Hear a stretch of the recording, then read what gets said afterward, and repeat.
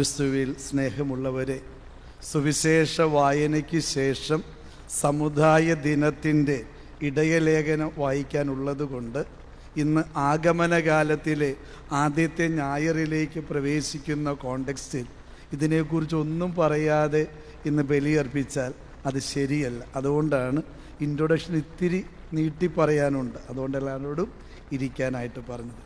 ക്രിസ്തുവിൽ സ്നേഹബഹുമാനപ്പെട്ട മാതാപിതാക്കന്മാരെ, സഹോദരി സഹോദരന്മാരെ, അകലങ്ങളിലും ഭവനങ്ങളിലും ആശുപത്രികളിലും ഇരുന്ന് ഈ ദിവ്യബലിയിൽ പങ്കുചേർന്ന് പ്രാർത്ഥിക്കുന്ന എൻ്റെ പ്രിയപ്പെട്ട ദൈവജനമേ, സഭയുടെ ആരാധന കലണ്ടർ അനുസരിച്ച് ഇത് പുതിയ വർഷത്തിൻ്റെ തുടക്കമാണ്. ഇന്നേ ദിവസം ലിറ്റർജിക്കൽ ഇയറിൽ ഇത് ഒന്നാമത്തെ ദിവസമാണ്. ആഗമനകാലം ഒന്നാമത്തെ ഞായർ. നമ്മൾ ഇംഗ്ലീഷ് കലണ്ടർ അനുസരിച്ച് ജനുവരി 1-ാം തീയതിയാണ്. എന്നാൽ സഭയെ സംബന്ധിച്ച് സഭയുടെ പുതുവത്സരം എന്ന് പറയുന്നത് ആഗമനകാലം ഒന്നാമത്തെ ഞായറാണ്. അപ്പോൾ എല്ലാവരും പരസ്പരം ഒന്ന് നമ്മൾ ലിറ്റർജിക്കൽ ഇയറിൻ്റെ ആശംസകളൊന്ന് അറിയിച്ച് ഹാപ്പി അഡ്വെൻറ്റ്, ഹാപ്പി അഡ്വെൻറ്റ് എല്ലാവരും. ഓക്കെ, പരസ്പരം ഒന്ന് ആശംസിക്കുക. കാരണം പുതിയ വർഷമാണ്. ഹാപ്പി ന്യൂ ഇയർ എന്നും പറഞ്ഞൊക്കെ നമ്മൾ ആഘോഷിക്കുക. അതുപോലെ തന്നെ അപ്പോൾ ഇന്നേ ദിനം നമുക്കറിയാം ഇവിടെ ഒരു അഡ്വെൻറ്റ് റീത്ത ഈ വെച്ചിരിക്കുന്നത്. ഈ ഒരു റീത്തിൻ്റെ പ്രത്യേകത അതിനെപ്പോഴും അറിയാം, അതിനൊരു തുടക്കവുമില്ല ഒടുക്കവുമില്ല. അതാണ് റീത്തിൻ്റെ ഏറ്റവും വലിയ പ്രത്യേകത. അത് ദൈവത്തെ പ്രതിനിധാനം ചെയ്യുന്നു എന്നുള്ളതാണ് അഡ്വെൻറ്റ് റീത്തിൻ്റെ പ്രത്യേകത. ദൈവം ആദിയും അന്ത്യവുമില്ലാത്തവനാണ്, തുടക്കവും ഒടുക്കവുമില്ലാത്തവനാണ് ദൈവം എന്നുള്ള കൺസെപ്റ്റാണ് അഡ്വെൻറ്റ് റീത്ത്. അതിൽ നാം കാണുന്നത് പച്ചപ്പിൻ്റെ സമൃദ്ധിയാണ്. അതിൻ്റെ പ്രത്യേകത എന്താ? ദൈവം അത് എന്നും സമൃദ്ധിയുടെ അടയാളമാണ്. എൻ്റെ അപ്പൻ എപ്പോഴും പറയുന്ന കാര്യമുണ്ട്, മക്കളെ, നമ്മുടെ കയ്യിലുള്ളതേ തീരുള്ളൂ, തമ്പുരാൻ്റെ കയ്യിലുള്ളത് ഒരിക്കലും തീരൂല, എന്നും സമൃദ്ധിയാണ്. അതുപോലെയാ ഈ അഡ്വെൻറ്റ് റീത്തിനെ പ്രതിദാനം ചെയ്തുകൊണ്ട് ആ പച്ചപ്പിൻ്റെ സമൃദ്ധി വെച്ചിരിക്കുന്നത്. പിന്നെ നമ്മൾ അതിൽ കാണുന്നത് 5 തിരികളുണ്ട്. ഈ ആഗമന കാലത്ത് നമുക്കുള്ളത് 4 ഞായറാഴ്ചകളാണ്. ഓരോ ഞായറാഴ്ചയെയും പ്രതിനിധീകരിച്ചുകൊണ്ടാണ് ആ ഓരോ തിരികൾ അവിടെ നിൽക്കുന്നത്. ആദ്യത്തെ തിരി അറിയപ്പെടുന്നത് ഇത് പ്രൊഫറ്റിക്കൽ ക്യാൻഡിൽ അല്ലെങ്കിൽ പ്രവചനങ്ങളുടെ തിരി എന്നും ക്യാൻഡിൽ ഓഫ് ഹോപ്പ് എന്നുമുള്ള പേരിലാണ് അറിയപ്പെടുന്നത്. നൂറ്റാണ്ടുകളുടെ പ്രവചനങ്ങളുടെ പൂർത്തീകരണമായിട്ടാണ് ക്രിസ്തു കടന്നു വരുന്നത്. അപ്പോൾ ഒത്തിരിയേറെ കഷ്ടതകളിലൂടെ കടന്നുപോയൊരു ജനതയാണ് ഇസ്രായേൽ ജനം. അടിമത്തത്തിൻ്റെ നാടിൽ നിന്നും വിമോചനത്തിൻ്റെ നാട്ടിലേക്കുള്ള അവരുടെ യാത്ര കഷ്ടപ്പാടിൻ്റെ യാത്രയാണ്. ഈ യാത്രയിൽ അവർക്കുള്ള സുവിശേഷമായിരുന്നു നിങ്ങൾക്കായിട്ട് ഒരു രക്ഷകൻ കടന്നു വരും. അപ്പോൾ അന്നു മുതലുള്ള ഇസ്രായേൽ ജനത്തിൻ്റെ പ്രതീക്ഷയായിട്ടാണ് ആ ഒരു തിരി കത്തിച്ച് വയ്ക്കുന്നത്, ഇന്നത്തെ തിരി. അപ്പോൾ നമ്മെ സംബന്ധിച്ചിടത്തോളം അതെന്തിൻ്റെ പ്രതീകമാണ്? കർത്താവിൻ്റെ 2ാമത്തെ വരവിന് വേണ്ടിയുള്ള പ്രതീക്ഷയോടുകൂടെ പ്രത്യാശയോടുകൂടെയുള്ള കാത്തിരിപ്പ്. ഇന്നത്തെ വചനത്തിലും നാം കേൾക്കുന്നത് അങ്ങനെയുള്ളൊരു വലിയ കഷ്ടപ്പാടിൻ്റെ ദുരിതങ്ങളുടെ നാളുകളെക്കുറിച്ചാണ് വചനത്തിൽ നാം വായിക്കുന്നത്. അപ്പോഴും വചനത്തിൻ്റെ അവസാനം പറയുന്നത് എന്താ? ഇതിൻ്റെയൊക്കെ ഇടയിലും നീ ശിരസുയർത്തി പ്രാർത്ഥനയോടുകൂടെ നിൽക്കണം. അതാണ് 1ാമത്തെ ക്യാൻഡിൽ. ജീവിതത്തിൻ്റെ കഷ്ടപ്പാടുകൾ നമ്മെ തളർത്താനല്ല, മറിച്ച് നമ്മെ കുറെ കൂടി കരുത്തുള്ളവരാക്കാൻ. അതാണ് പ്രത്യാശ. എല്ലാം കഴിഞ്ഞു, എല്ലാം തീർന്നു എന്ന് നീ ഒരിക്കലും കരുതരുത്. ഇനിയും നിനക്ക് അവസരമുണ്ട് എന്ന് ഓർമ്മപ്പെടുത്തുന്നതാണ് ഈ 1ാമത്തെ തിരി. അതറിയപ്പെടുന്നത് candle of hope, prophetical candle എന്നുള്ള പേരിലാണ്. തുടർന്ന് വരുന്ന അടുത്ത ഞായറാഴ്ച കത്തിക്കാനുള്ള 2ാമത്തെ തിരി അതറിയപ്പെടുന്നത് ക്യാൻഡിൽ ഓഫ് ഫെയ്ത്ത്, വിശ്വാസത്തിൻ്റെ തിരി എന്നുള്ള പേരിലാണ്. അത് ബെത്ലഹേം ക്യാൻഡിൽ എന്ന പേരിലാണ്. ബെത്ലഹേമിൽ നാം കാണുന്നത് പരിശുദ്ധ മറിയവും വിശുദ്ധ യൗസേപ്പിതാവും ഒക്കെയാണ്. വിശ്വാസത്തിൻ്റെ ഏറ്റവും വലിയ പ്രതീകമാണ് പരിശുദ്ധ അമ്മയും യൗസേപ്പിതാവും ഒക്കെ. അതുകൊണ്ടാണ് എലിസബത്ത് മറിയത്തെ നോക്കി പറയുന്നത് എന്താ?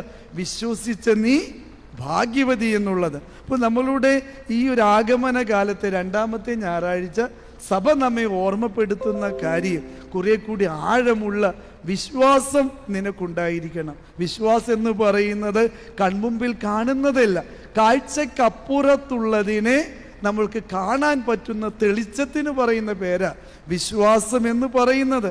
പരിശുദ്ധ മറിയത്തിൻ്റെ മുമ്പിൽ മാലാഖ വന്ന് പറയുന്ന രക്ഷകൻ്റെ അമ്മയാകാൻ നീ വിളിക്കപ്പെട്ടവളാണെന്ന് പറയുമ്പോൾ, ഇതാ കർത്താവിൻ്റെ ദാസി എന്ന് പറഞ്ഞു അവൾ തന്നെ സമർപ്പിച്ചു എന്നുള്ളത് വിശുദ്ധ ഔസേ പിതാവ് സ്വപ്നത്തിലൂടെ ലഭിച്ച ദർശനത്തിന് ദൈവഹിതമായി വിശ്വാസത്തോട് സ്വീകരിച്ചു എന്നുള്ളതാണ് ഈ രണ്ടാമത്തെ ക്യാൻഡിൽ. നമ്മുടെ ജീവിതത്തിലും നമുക്ക് അനിഷ്ടമായിട്ടുള്ളത് ദൈവഹിതമായിട്ട് നമ്മുടെ ജീവിതത്തിലേക്ക് വരുമ്പോൾ അവയെയും വിശ്വാസത്തോടുകൂടെ സ്വീകരിക്കാൻ ക്രൈസ്തവരായ നമുക്ക് കഴിയണം എന്നുള്ളതാണ് രണ്ടാമത്തെ തിരി. മൂന്നാമതായിട്ടുള്ളത് ഒരു വ്യത്യസ്തത നിറഞ്ഞ കളറുള്ള തിരിയാണ്. അത് ക്യാൻഡിൽ ഓഫ് ജോയ് എന്നുള്ളതാണ്, സന്തോഷത്തിൻ്റെ തിരി.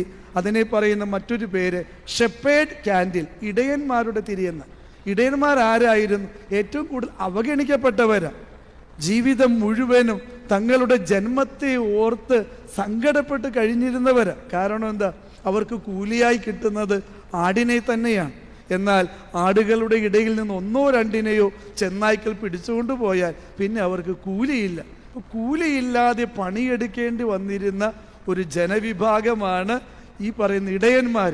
അവരെന്നും തങ്ങളുടെ ജന്മത്തെ ഓർത്ത് സങ്കടപ്പെട്ട് കഴിഞ്ഞിരുന്നവരാ. പക്ഷെ ആ പുൽക്കൂട്ടിൽ കിടക്കുന്ന ഉണ്ണി യേശുവിനെ കണ്ടപ്പോൾ ഇടയന്മാർ സന്തോഷിച്ചു. കാരണം എന്തൊക്കെയാണെങ്കിലും ഇതിനെക്കാട്ടും ഡീസൻ്റായിട്ടുള്ള ജന്മമാണ് ഞങ്ങളുടേതെന്ന് ഇടയന്മാരും മനസ്സിലാക്കി. അതാണ് ഈ ക്യാൻഡിൽ ഓഫ് ജോയ്. കാരണം സദ്വാർത്ത ആദ്യമായിട്ട് ലഭിച്ചത് ആർക്കാ? ഈ ഇടയന്മാർക്കാണ്.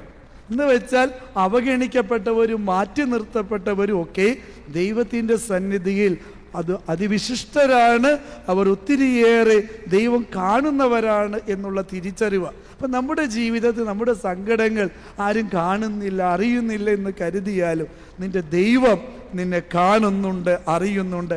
അതായിരിക്കണം നിന്റെ ജീവിതത്തിൻ്റെ ഏറ്റവും വലിയ സന്തോഷം, ആനന്ദം എന്ന് അറിയിച്ചുകൊണ്ടാണ് മൂന്നാമത്തെ തിരി, the candle of Joy, the shepherd candle നമ്മൾ തെളിയിക്കുന്നത്.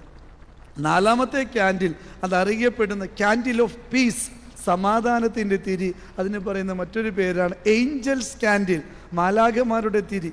ആ മാലാഖമാർ വന്ന് പറയുന്ന കാര്യം എന്താണ്? ഭൂമിയിൽ സന്മനസ്സുള്ളവർക്ക് സമാധാനം. അപ്പോൾ സമാധാനം നമ്മുടെ ജീവിതത്തിലും കൂട്ടായ്മയിലും ഉണ്ടാകണമെങ്കിൽ എന്ത് വേണം? മനസ്സിൻ്റെ നന്മ കെടുത്തിക്കളയാതെ ജീവിച്ചാൽ നിന്റെ ജീവിതത്തിൽ ഒരുവനും എടുത്തു മാറ്റാൻ പറ്റാത്ത സന്തോഷം, സമാധാനം ലഭിക്കും എന്നുള്ളതാണ് ഈ നാലാമത്തെ തിരി നമ്മെ ഉത്ബോധിപ്പിക്കുന്ന കാര്യം. അപ്പോൾ ഈ 4 കാര്യങ്ങൾ അതെൻ്റെ ജീവിതത്തിൽ പ്രത്യാശയുണ്ട്, വിശ്വാസമുണ്ട്, ആനന്ദമുണ്ട്, സമാധാനമുണ്ട് എങ്കിൽ നമ്മൾ എത്തുന്ന അവസാനത്തെ ക്യാൻഡിലാണ് Christ candle, candle of love, സ്നേഹത്തിൻ്റെ തിരിവട്ടം, ക്രിസ്തുവിൻ്റെ തിരി എന്നുള്ളത് അഞ്ചാമത്തെ ക്യാൻഡിൽ. അതാണ് ക്രിസ്മസിൻ്റെ അന്ന് ആ പാതിരാ കുർബാനയിൽ നമ്മൾ തെളിച്ചുകൊണ്ട് നമ്മൾ ബലിയർപ്പണത്തിലേക്ക് വരുന്നത്. അപ്പോൾ ഈ 5 തിരുനാളങ്ങൾ നമ്മെ ഉത്ബോധിപ്പിക്കുന്ന കാര്യം ഉൾക്കൊണ്ടുകൊണ്ട് ഈ ആഗമന കാലത്തിലേക്ക് നമ്മൾ പ്രവേശിക്കുമ്പോൾ ഇന്നേ ദിനം സഭ നമ്മെ ഓർമ്മപ്പെടുത്തുന്നത് പ്രത്യാശയുടെ മക്കളായിട്ട് മാറി എന്നുള്ള മഹാജൂബിലിയിലേക്ക് നാം പ്രവേശിക്കുക. 2025 ആഗോള സഭയോട് ചേർന്ന് മഹാജൂബിലി ആയിട്ടാണ് ആഘോഷിക്കുന്നത്. പ്രത്യാശയുടെ തീർത്ഥാടകർ എന്നുള്ളതാണ് ആപ്തവാക്യമായിട്ട് എടുത്തിരിക്കുന്നത്. ജീവിതത്തിൽ ഒത്തിരിയേറെ കഷ്ടതകളിലൂടെയും വേദനകളുടെയും കടന്നു പോകുന്ന മക്കൾക്ക് എന്നും പ്രത്യാശ അത് ക്രിസ്തു തന്നെയാണ്. മരണത്തെ പോലും, കുരിശു മരണത്തെ പോലും അവൻ ഏറ്റവും വലിയ ഉയർപ്പിൻ്റെ ആഘോഷമാക്കി മാറ്റി.